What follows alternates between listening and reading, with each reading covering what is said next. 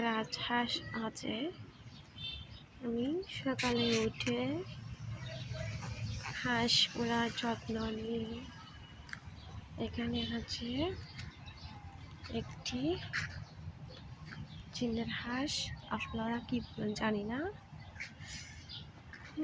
তো আমার আরও আছে, এদিক সেদিক করে গরু আর কয়েকটা ছাগল আছে। আমার এগুলাই করে দিন যায়।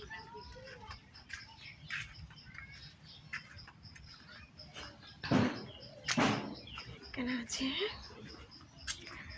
আমার বাড়ির আগে নাই কিছু ক্ষেত। এদিকে আছে আমার একটা গরু।